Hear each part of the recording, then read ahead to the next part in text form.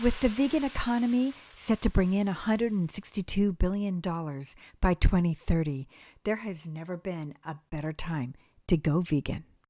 My name is Karen Maish.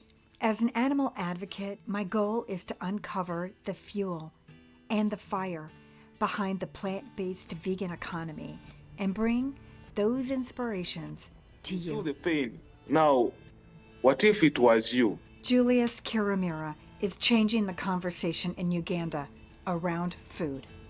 Leading Africa's plant-based future with purpose and power, Julius is the founder of the African Institute for Animal Welfare, which began in 2020 as Vegan Planet Africa. If you're able to create awareness and educate people about these things, we shall be able to create impactful change.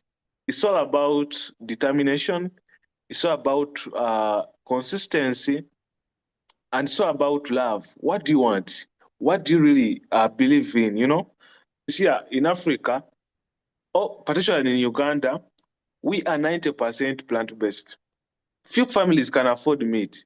Long ago, our ancestors used to carry out cultural rituals, but they involved animals. Up to now, they are still doing it.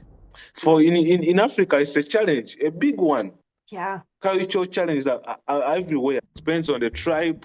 We have many tribes. We have Baganda, Banyolo, Basoga, Banyankole. So it depends there. So you have to come up with something that will trigger their mind from what's happening today. People having plant-based meals doesn't make them vegans. Julius is struggling to find how to better connect generations. Now, for me, I'm 22 years of age. But put yourself in my shoes. You're approaching someone who is 60. And then you're trying to tell him or her that maybe you shouldn't be eating meat. Their minds are locked on one thing. It takes time for them to change. You're one vegan and all the neighbors are non-vegans. So they see you as a mad person. It's difficult, but of course, we shall try and we'll always keep on trying. The end game is animal rights, but the current focus is animal welfare. This thing seems impossible in the near future if we don't first prioritize animal welfare. You know, you see this cow needs this right. Why? The milk we are taking is for their kids, not for us. So I think you should forget about drinking milk and then leave it for the calves. 70% of the people in Uganda can accept that, because if you're still feeling that empathy, that person will try to change with their hearts. Yeah. The only thing they need is empathy. And when you have empathy, it's easier to change.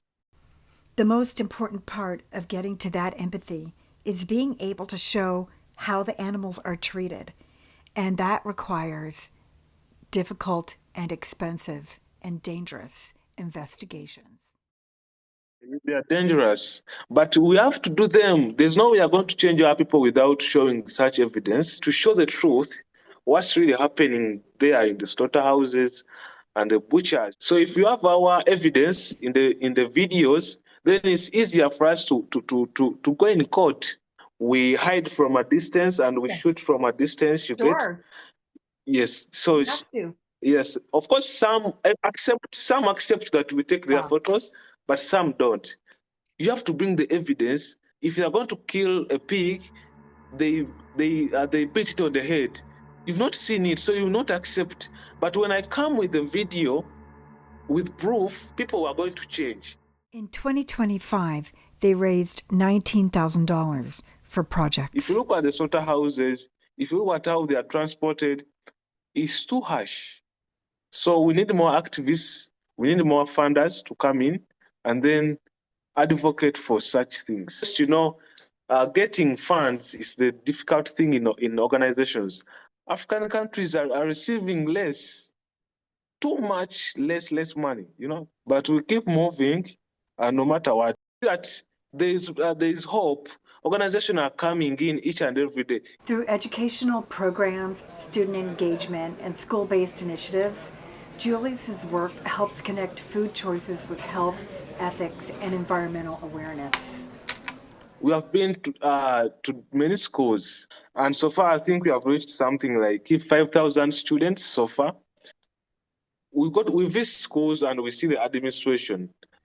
These kids are really promising. We try to target the young generation because talking to them is easier.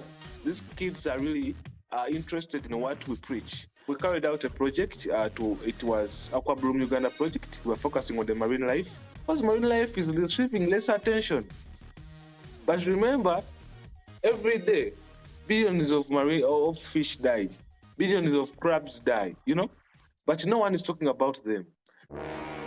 Another focus is to build strategic partnerships. It will be difficult for us to improve or to create bigger impact in the next 5 years without these strategic partnerships. We have a partnership with a well-fed world where we are going to work with corporate restaurants, corporate industries, animal industries. We are going to work with the government itself. I don't have the power, I don't have the authority, but the government does. In the near future, we shall start partnering with Kenyans, Tanzanians, Ghanaians, Nigerians. We shall be working with many African countries. In the next 5 years, we want to be there with great impact. It's really promising. In December of 2025, Julius helped organize the first vegan summit at Nakamba University. It was a major milestone for Uganda's plant-based movement.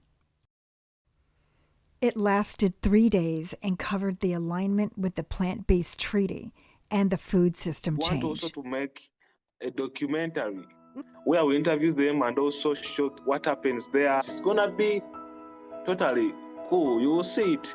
Don't care about what will happen next.